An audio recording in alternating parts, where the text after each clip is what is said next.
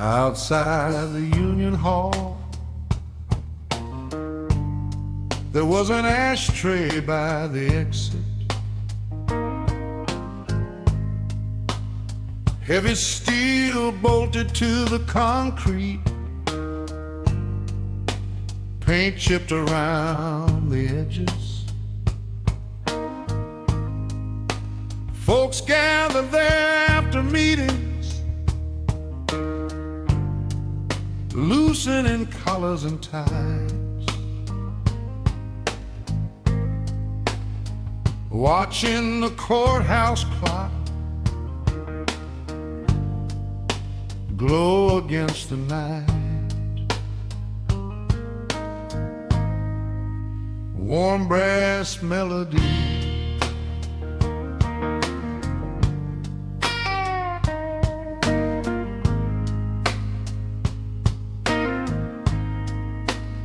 truck drivers talked about mileage, teachers talked about their kids. A welder missed his brother, but never came right out and said it. Someone always had a joke, someone always had a light, and somehow the hardest days sounded smaller in that circle. Ashtray by the exit, under the parking lot glow, holding little conversations before everybody drove. Ashtray by the exit, no speeches to recall, just ordinary people helping each other carry it all. Gentle melodic phrases, soft heaven underneath.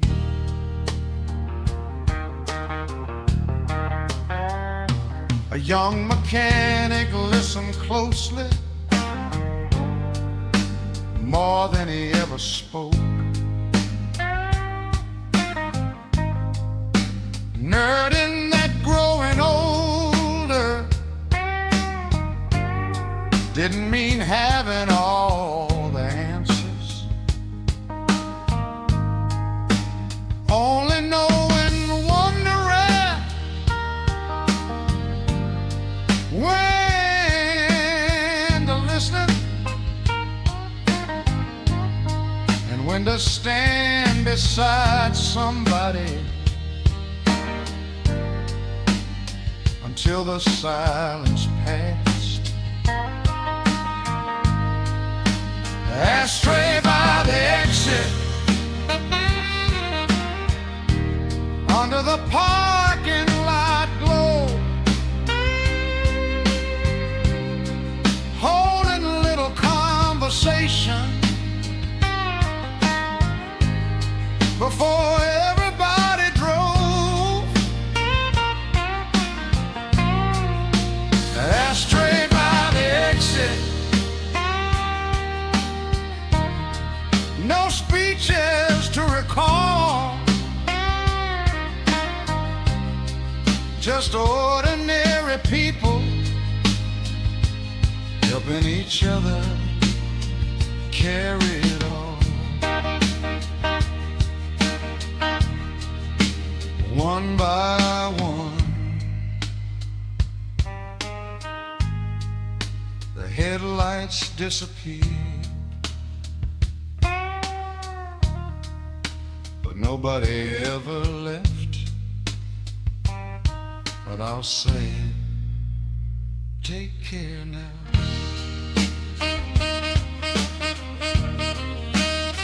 Sure, smoky,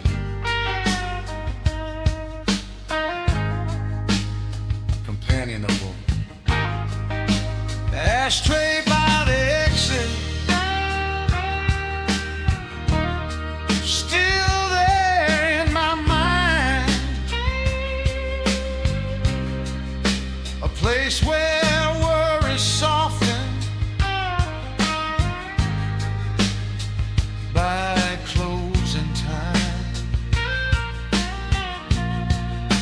Ashtray by the exit, nothing grand to praise,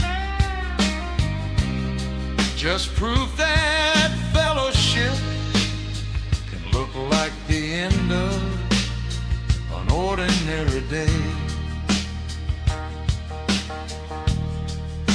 The parking lot grows empty, the courthouse clock keeps ticking, and somewhere in the darkness someone says goodnight.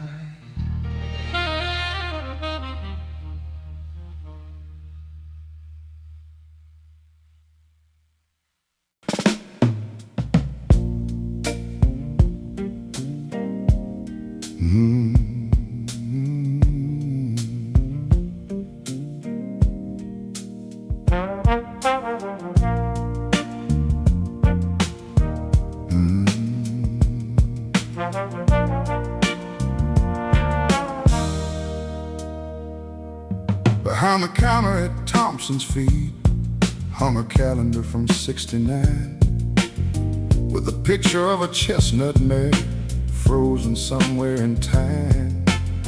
Nobody bothered changing it, though newer ones came free.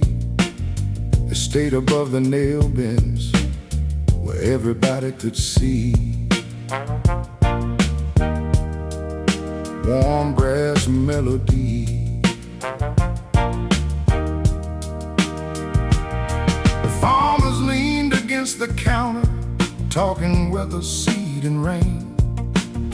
One said his boy got married, another swore the creek had changed. Mr. Thompson penciled orders on the backs of paper sacks, then folded them into his shirt pocket for the drive out back. Feed store calendar curled around the sides, marking years nobody noticed as they slipped on by. Feed store calendar, faded, proud and plain, keeping company with working folks who came back just the same.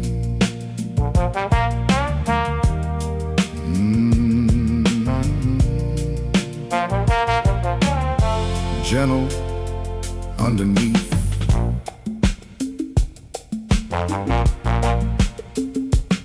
A little girl bought chick starter, holding tightly to $2. Asked if the horse upon the calendar still lives somewhere nearby.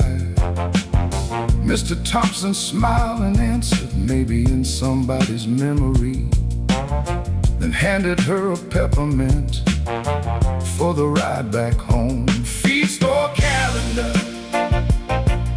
curled around the sides, marking years nobody noticed as they slipped on by. Feed store calendar, faded, proud and plain, keeping company with working folks who came back just the same.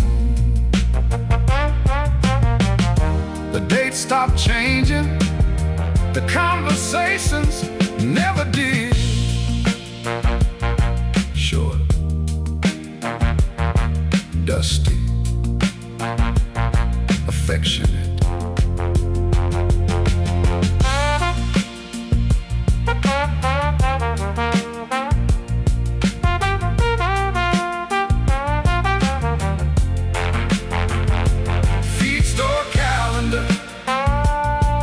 the shadows crossed the floor. Boot prints headed toward the parking lot, and screen door slapped shut. Feed store calendar still hanging where it was, a reminder that some familiar things earn the right to stay. The grain sacks settle softly. The old fan keeps turning, and another season drifts through town.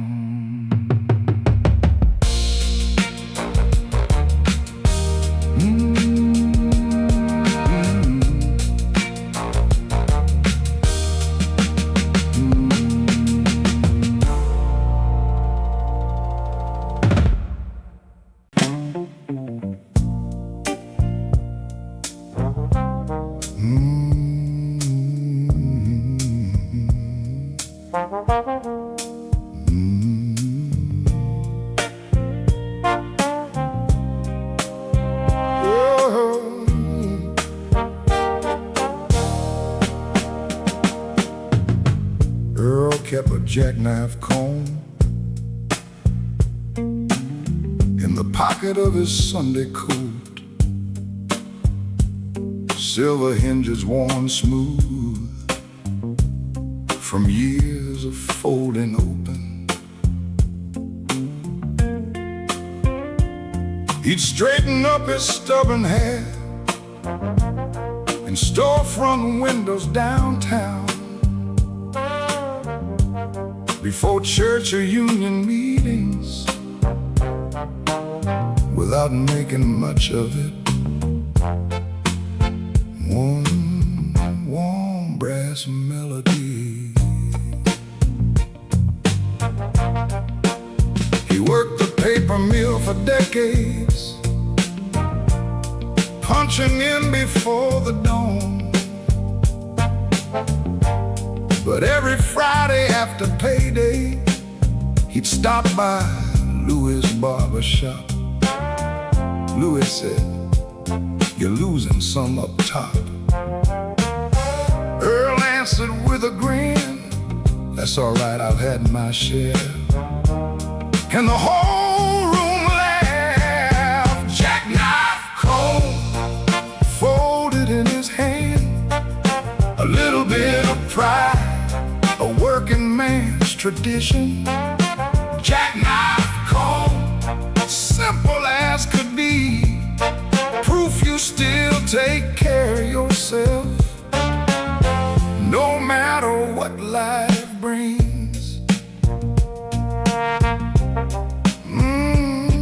You know what life brings. When his grandson turned 16, Earl placed it in his palm. Said, "It ain't worth much money, but don't leave the house forgetting who you are." The boy rolled his eyes a little, like young folks often do, then tucked it in his jacket, just in case. Jackknife comb folded in his hand, a little bit of pride, a working man's tradition. Jackknife comb, simple as could be, proof you still take care of yourself, no matter what life brings. Years pass, styles change, but self-respect never goes out of fashion.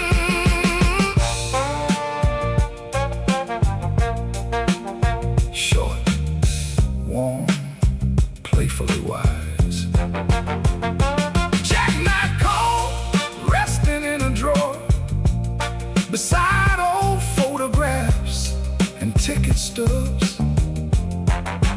Jackknife comb still carrying the lesson that dignity isn't expensive, it's practiced every day. The mill whistle fades. The barber pole turns slowly, and somewhere a young man checks his reflection before stepping into the world.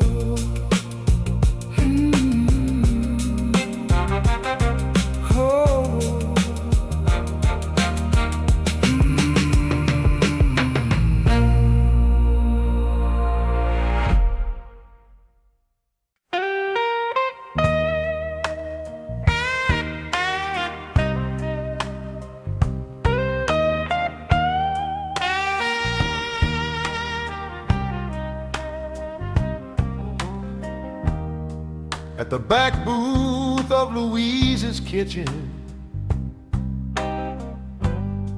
two men sat after closing time. One stirred sugar into cold coffee, the other traced circles on the formica. One had just turned 68, the other looked a little old. Neither one came for the food. They came because the lights were on. Won't brass melody. The first said, I thought I'd be farther along. The second laughed and shook his head farther where, then pointed through the front window at rain sliding down the glass. You made it here tonight. Kitchen booth confession passed between two cups. No preacher, no sermon, just the truth showing up. Kitchen booth confession, soft enough to miss. Sometimes healing sounds like ordinary conversation. Simple added phrases, soft having an They talk about grown children, jobs that came and went, friends whose names still surfaced long after they were gone. Then they argued over baseball and whether old songs sounded better, until Louise flipped the chairs upside down and smiled toward the booth.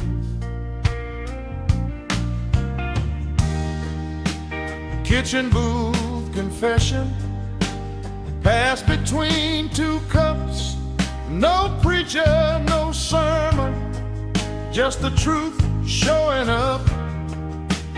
Kitchen booth confession, soft enough to miss.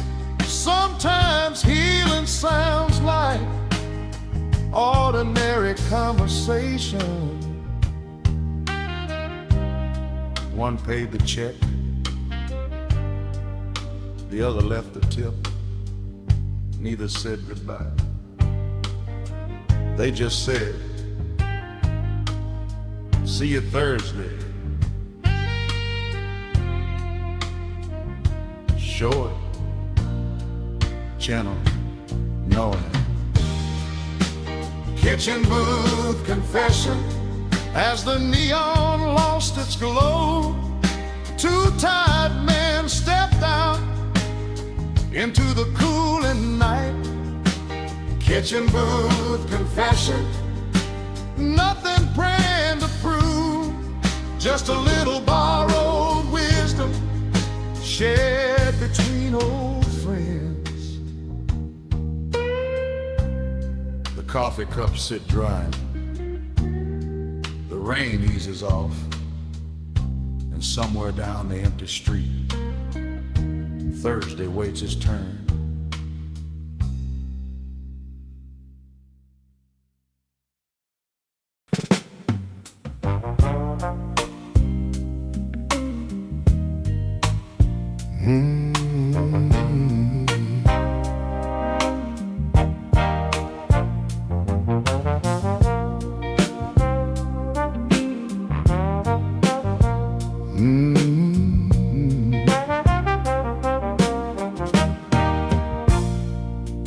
On the windowsill at Murphy's Wash and Fold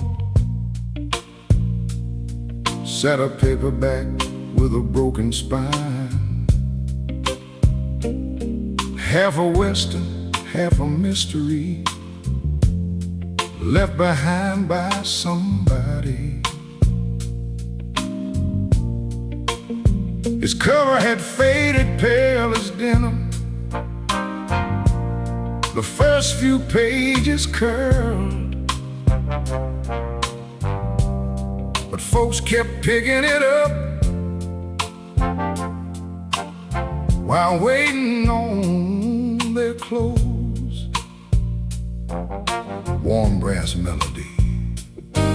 Miss Rita worked the change machine since the summer of '71. She knew who washed on Tuesdays and who came after midnight. A single father folded tiny t-shirts while his daughter counted socks. An old mechanic read 3 chapters before the rinse cycle stopped. Laundromat paperback passed from hand to hand, helping strangers share a story without a single plan. Laundromat paperback, dog-eared at the seams, making waiting feel a little less like waiting used to be. Gentle, gentle underneath.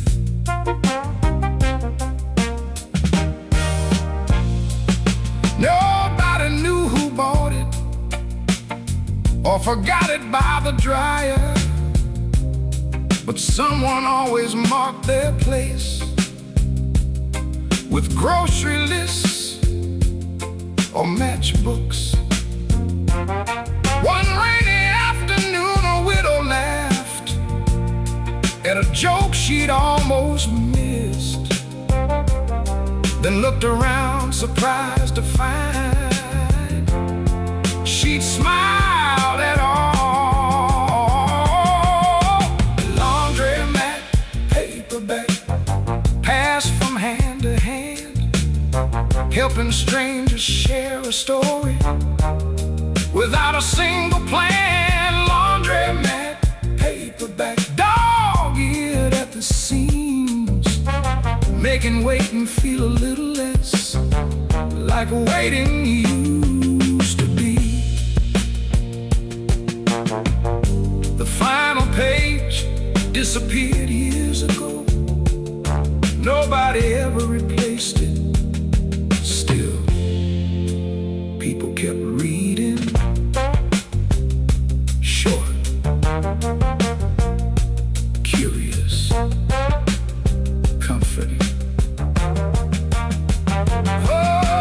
Laundromat paperback, as the dryers hummed their tune, the basket stacks grew smaller, and another evening passed. Laundromat paperback never made the news, just another quiet companion for ordinary afternoons. The quarters keep clinking, dryers keep turning, and somewhere by the window, the paperback waits its turn.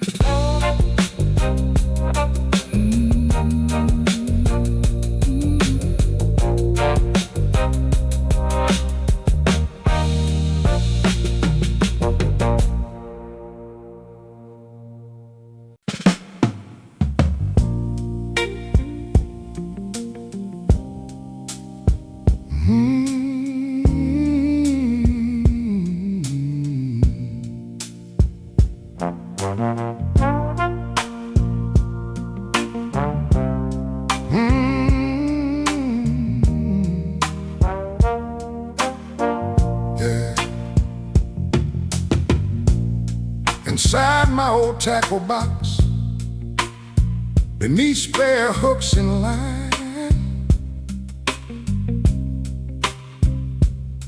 I found a paper matchbook with a telephone number inside.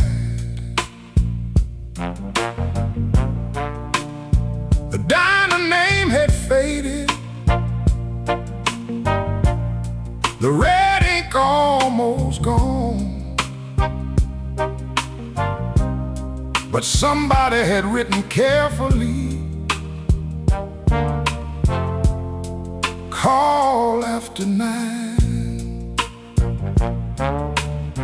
warm brass melodies. Maybe it belonged to a waitress saving tips for nursing school. Maybe a traveling salesman passing through for just a week. Maybe two people met by chance over pie and black coffee, thinking they'd forget each other by the following spring. Matchbook telephone folded in your hand, carrying little chances nobody could plan. Matchbook telephone, written quick and small. Sometimes all it takes is finding the nerve to call.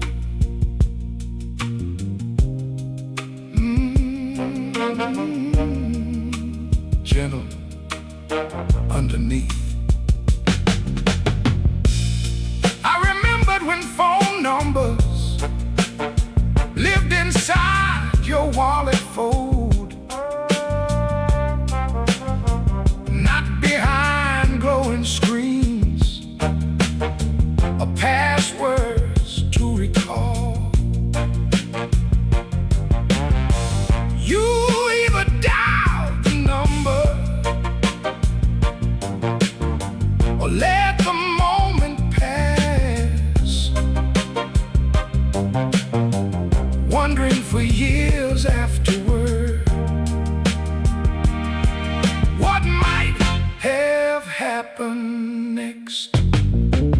Matchbook telephone folded in your hand, carrying little chances nobody could plan. Matchbook telephone, written quick and small. Sometimes all it takes is finding the nerve to call. I never knew whose number it was. Still, I hope somebody answered. Sure. Hopeful. Bittersweet. Oh, matchbook telephone, tucked among the years, a reminder that connection often starts this way. Matchbook telephone, simple as can be,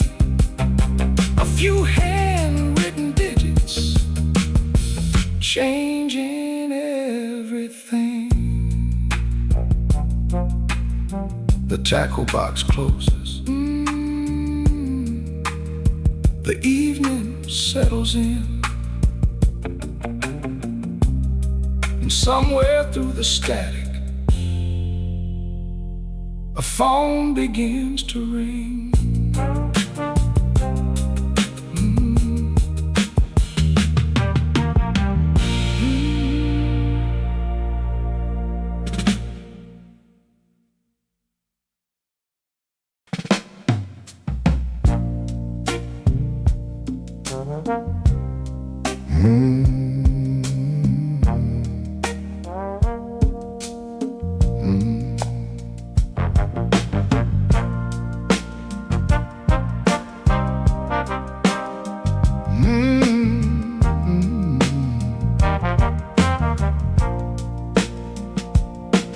Mrs. Keller kept a coffee can full of newspaper rubber bands in the cabinet by the sink, beside coupons and spare change.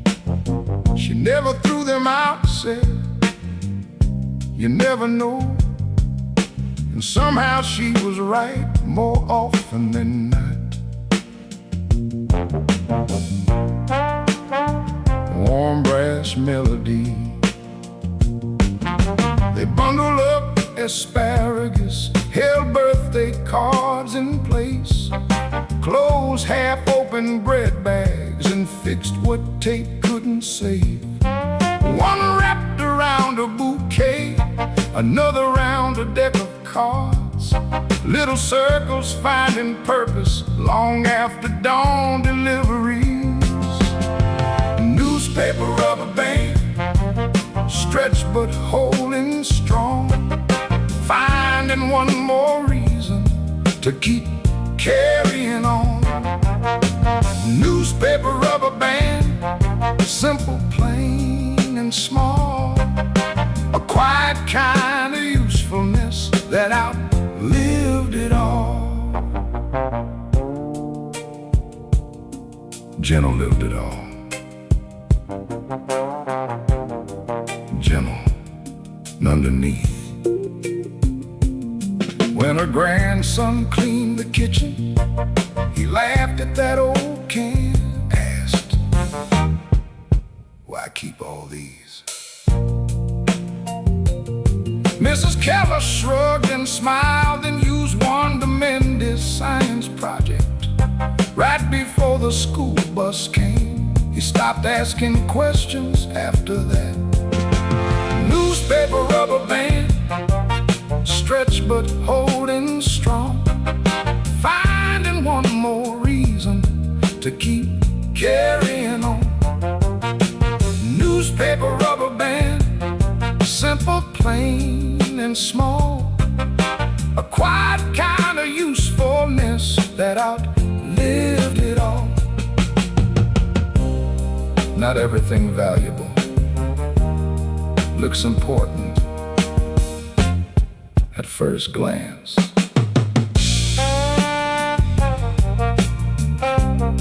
Short,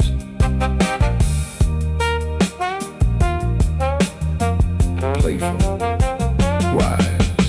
Newspaper rubber band, still resting in that can, beside old recipes and handwritten notes. Newspaper rubber band, teaching without a sound, that making do with what you've got is its own kind of grace. The coffee cools slowly, the screen door taps shut, and another little lesson finds its way back home.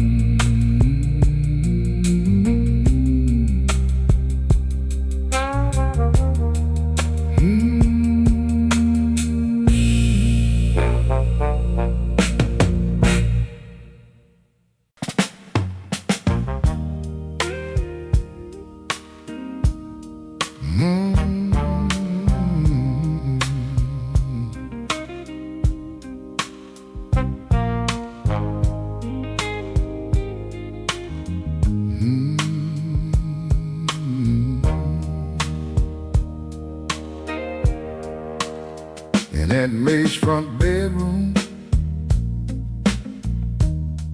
by the window facing west, stood an old oak quilt rack, holding colors from the past, pieces cut from work shirts, Sunday dresses worn thin,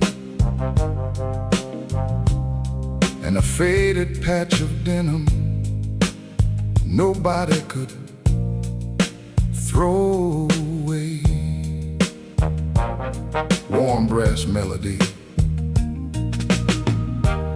She'd point to different squares and say, your granddad wore this one. That's from your mama's Easter dress. This came from your uncle's farm. Stories stitched beside the fabric,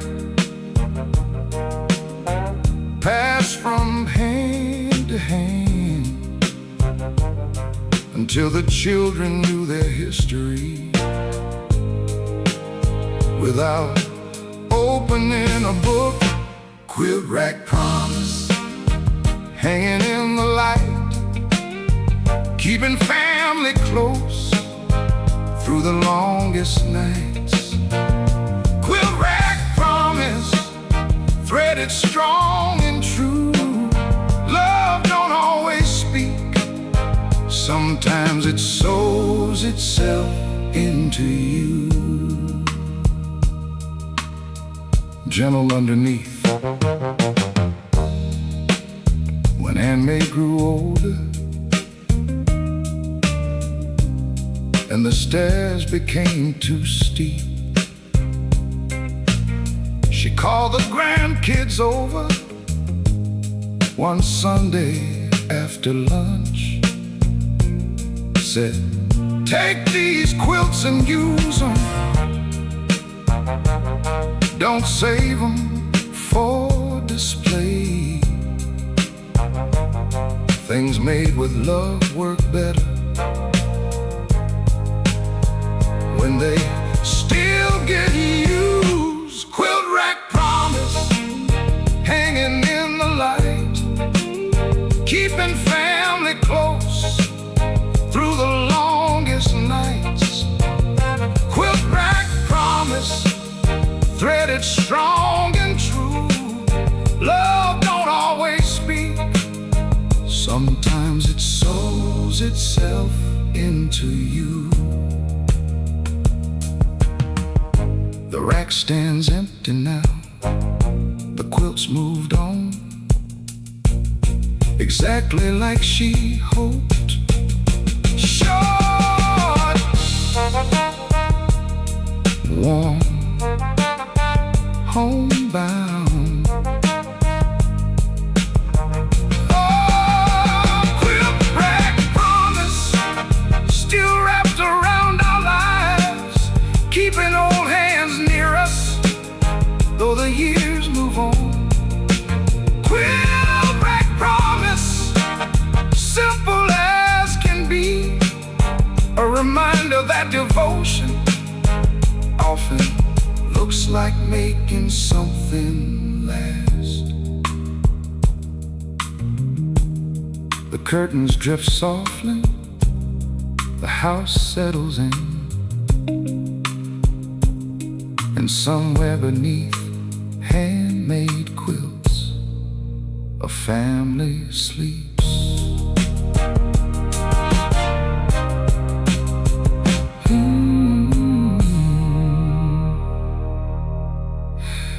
A family sleeps.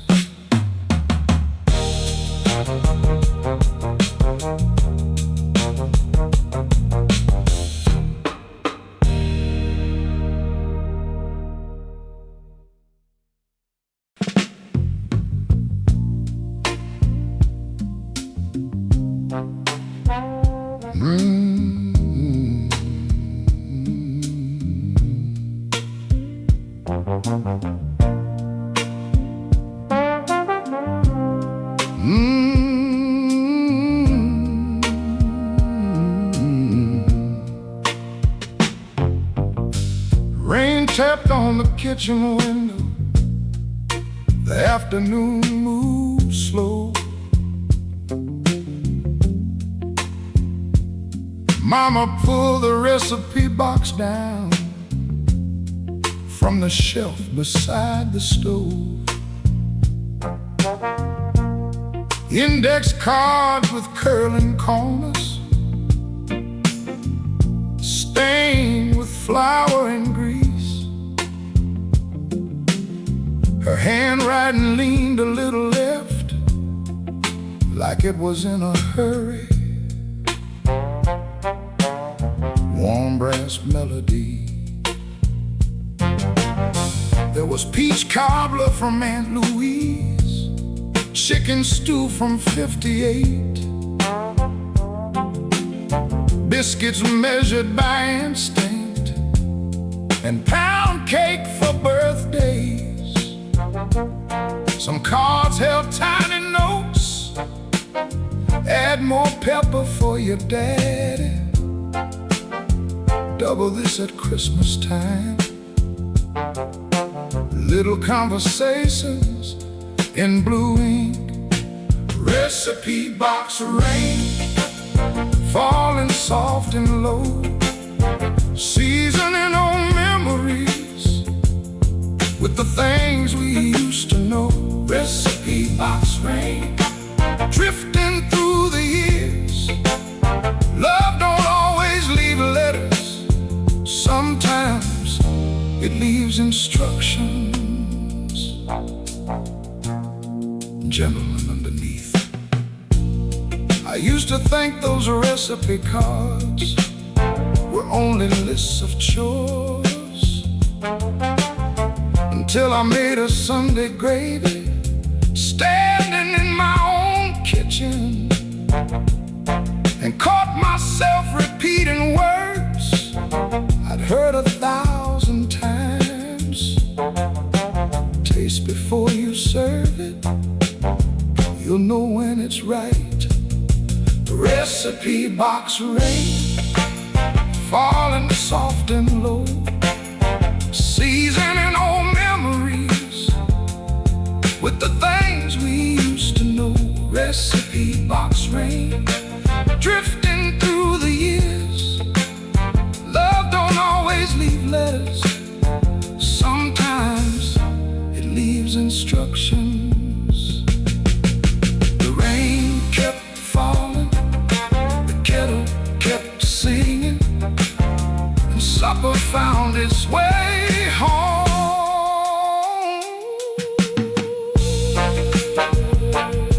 Sure, tender, comforting. Recipe box of rain. As the daylight slipped away, the cards went back inside the box until another Sunday came. Recipe box rain, simple as can be, a reminder that devotion can taste like something homemade. The dishes dry slowly, the storm rose east, and somewhere in a quiet kitchen, a recipe waits to be remembered.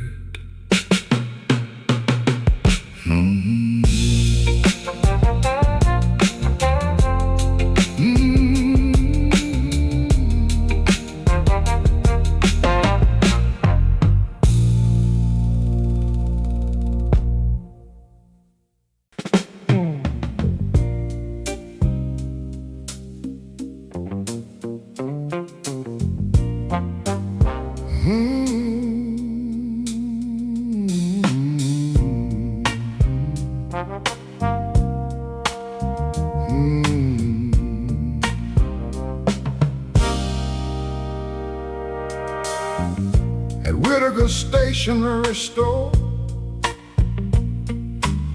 a little brass bell hung high. Every time the front door opened, it announced another life. Teachers buying notebook paper, lawyers picking fountain pens, a boy with comic book allowance, counting pennies in his hand. Warm brass melody. Miss Whitaker wrapped the purchases in brown paper and string, writing names in careful cursive on special order things. Graduation cards in May, Christmas ribbons every year, sympathy notes in winter months, all passing through her hands. Stationery store bell, ringing clear and small, marking all the moments, big and ordinary. Stationery store bell, echoing through time, calling people in and out of each other's lives. Gentle, gentle and beneath. A shy young man bought letter paper and asked which envelope looked best. Miss Whitaker smiled and answered, the plain ones, say it honest. 6 months later he came back to order wedding invitations, blushing just as hard as the very first time. Stationery store bell, ringing clear and small,